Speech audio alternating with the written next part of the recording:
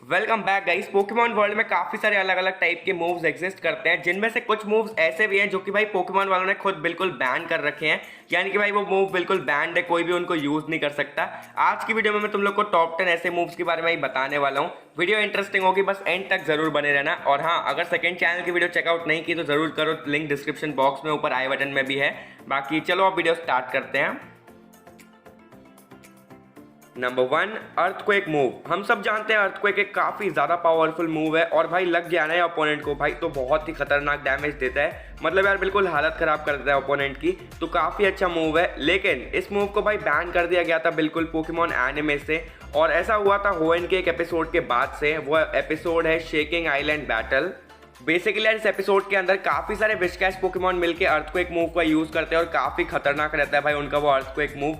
और भाई उसी टाइम पे ना, मतलब ये एपिसोड के एयरिंग वाले टाइम पे जापान में एक्चुअल में एक बहुत खतरनाक अर्थक्वेक आ जाता है, जो कि काफ़ी अफेक्ट करता है जापान को। और अब क्योंकि इस एपिसोड के अंदर भी सिमिलर चीज़ थी बिल्कुल अर्थक्वेक वाली, इसीलिए भाई उन लोगों ने इस एपिसोड को ही बिल्कुल बैन कर दिया, और सेम अर्थक्वेक मूव को भी बिल्कुल बैन कर दिया। इस एपिसोड के बाद से भाई अर्थक्वेक मूव हमको आज तक कभी भी एनिमे के अंदर नहीं देखने मिला, वो बिल्कुल बैन है।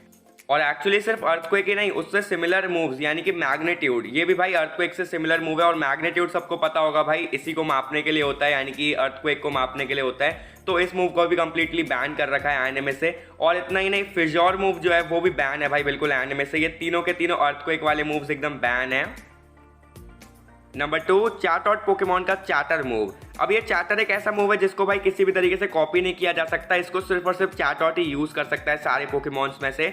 इस मूव से बेसिकली भाई काफ़ी अच्छा डैमेज भी देता है चैटॉट पोकेमॉन, इसके अलावा वो कंफ्यूज भी कर देता है। तो काफ़ी अच्छा मूव है, लेकिन भाई कॉम्पिटिटिव जो पोकेमॉन का टूर्नामेंट होता है उसमें से इसको बिल्कुल बैन कर दिया था।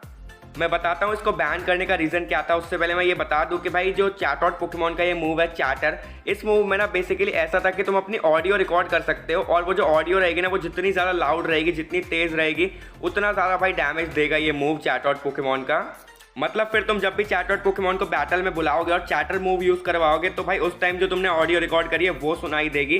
तो ये काफ़ी सही फीचर था। लेकिन एक बार भाई ऐसे ही टूर्नामेंट चल रहा था पोकेमॉन का, और वहाँ पे एक बंदे के पास चैटॉट था, और जब उसने चैटर मूव यूज़ किया तो भाई उस चैटर मूव से बिल्कुल ही मतलब वल्गर लैंग्वेज भाई सुनाई दे रही थी, और बिल्कुल गालियाँ वगैरह सुनाई दे रही थी, क्योंकि उस बंदे ने ये सब रिकॉर्ड कर रखा था उसके चैटर मूव में। जिसके चलते भाई बिल्कुल ही बैन किया चैटॉट पोकेमॉन को भी, इस चैटर मूव को भी, इस ऑडियो जो फंक्शन था इसको भी बिल्कुल बैन कर दिया कि तुम रिकॉर्ड नहीं कर सकते अब से चैटर मूव का ऑडियो, और उस बंदे को भी बैन कर दिया। नंबर 3, कर्ज मूव। अब यार ये एक घोस्ट टाइप का पोकेमॉन मूव है, और ये भी काफ़ी अच्छा मूव है। इस मूव की वजह से बेसिकली क्या होता है कि जो भी यूज़ करेगा इसको, उसकी स्पीड जो है वो कम हो जाती है, लेकिन उसका जो अटैक और डिफेंस है वो बढ़ा देता है। तो हाँ, काफ़ी अच्छा मूव है। लेकिन पोकेमॉन अल्ट्रा सन अल्ट्रा मून का जो टूर्नामेंट चल रहा था उसमें से भाई इस मूव को बिल्कुल बैन कर दिया था, क्योंकि ऑब्वियसली भाई वो भी बिल्कुल लाइव चल रहा था। और क्या हो रहा था, जब भी कोई इस मूव को यूज़ कर रहा था तो जो स्क्रीन है वो बिल्कुल अटक जा रही थी, इससे आगे बढ़ ही नहीं पा रही थी। पता नहीं ये क्या ग्लिच था कि भाई जो भी कर्ज मूव यूज़ कर रहा था उसकी स्क्रीन वहीं पे अटक जा रही थी। इसी के चलते भाई फिर उन्होंने इस मूव को ही बैन कर दिया कि कोई भी टूर्नामेंट में इस मूव को यूज़ करेगा ही नहीं, जिससे कि वापस से कुछ गलती ऐसी ना हो।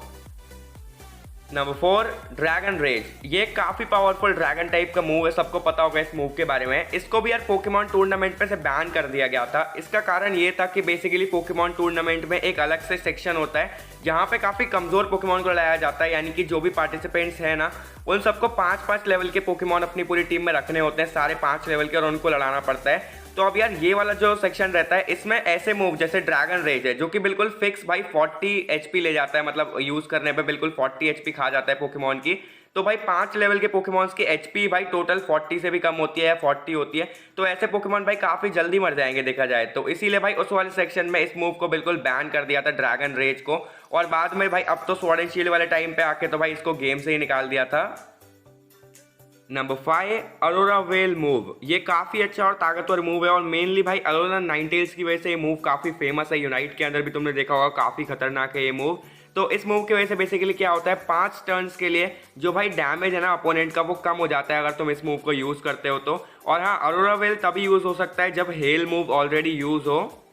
तो यार इस मूव को भी पोकेमॉन टूर्नामेंट के अंदर से बैन कर दिया गया था, क्योंकि यार अब हर कोई पहले से ही भाई हेल मूव को सेट कर ले रहा था, और फिर भाई जैसे ही अरोरा वेल यूज़ करते हैं तो भाई फिर एकदम ही खतरनाक है यार कॉम्पिटिटिव में ये मूव, सही में मतलब बहुत खतरनाक है। डिफेंस बहुत ही ज़्यादा हो जाता है एक तरह से भाई पोकेमॉन का, तो सामने वाले के कितना भी अटैक कर ले कुछ ज़्यादा फर्क नहीं पड़ता। तो ये मूव कह सकते हैं बहुत ज़्यादा ब्रोकन टाइप का था, इसीलिए उन्होंने बैन कर दिया इस मूव को बिल्कुल ही कॉम्पिटिटिव बैटल्स से। नंबर 6 स्काई ड्रॉप, ये एक बहुत पावरफुल फ्लाइंग टाइप का मूव है और भाई काफ़ी अच्छा मूव है, इसका डैमेज भी काफ़ी ज़्यादा है। लेकिन इसमें दिक्कत यही है कि ये मूव 2 बार यूज़ होता है और भाई इसी दिक्कत की वजह से ये मूव बैन हुआ था।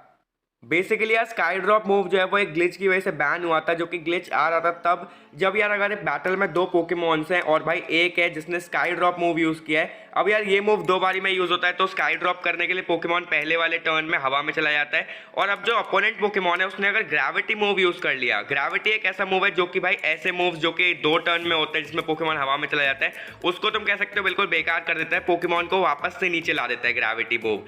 तो यार ये काफ़ी अच्छा मूव है।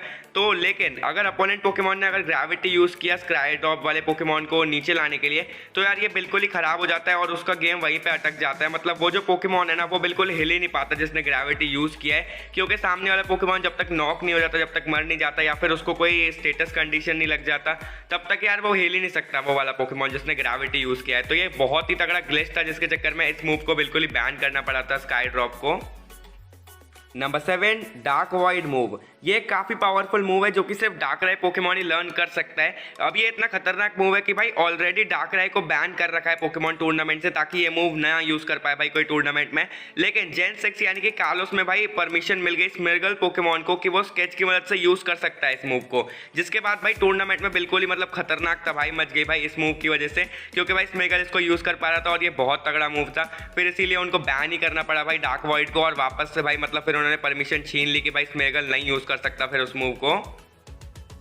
नंबर 8 डबल टीम, ये काफ़ी अच्छा मूव है और यार ये मूव मतलब बहुत ज़्यादा इफेक्टिव है हम कह सकते हैं। इसको भी इसी वजह से टूर्नामेंट से बैन किया गया था। इसकी अब मेन वजह ये थी कि भाई ये जो मूव है ना ये पोकेमॉन का एवेजन काफ़ी ज़्यादा बढ़ा देता है, जिसकी वजह से क्या होता है अब अगर तुम सामने वाले पोकेमॉन पे हमला कर रहे हो और वो डबल टीम किए जा रहे हैं तो तुम्हारे सारे मूव्स मिस होते जाएंगे और भाई बहुत ही कम चांस रहेंगे तुम्हारे भाई यूज़ करने के तुम्हारे मूव को। तो इसीलिए यार मतलब ये बहुत अनोइंग हो जाता है और भाई मतलब खतरनाक ही हो जाती है फिर तो बैटल जब यूज़ करने लग जाता है सामने वाला पोकेमॉन डबल टीम बार बार, मतलब फिर तुम्हारा मूव लगता ही नहीं है बिल्कुल, तो ऐसे बैटल खत्म ही नहीं होती। इसी वजह से इस मूव को बिल्कुल बैन ही कर दिया।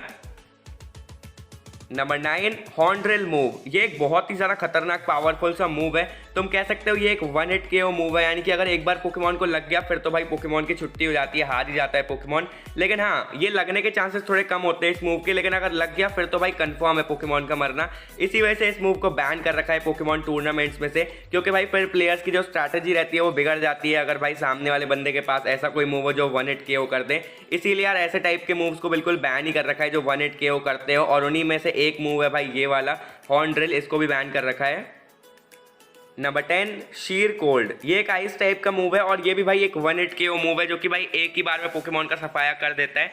तो सेम रीजन की वजह से इस मूव को भी बैन किया था, क्योंकि भाई ये भी 1 हिट KO करता है और 1 हिट KO मूव्स ही भाई बिल्कुल बैन है पोकेमॉन टूर्नामेंट्स में, तो ये भी बैन है।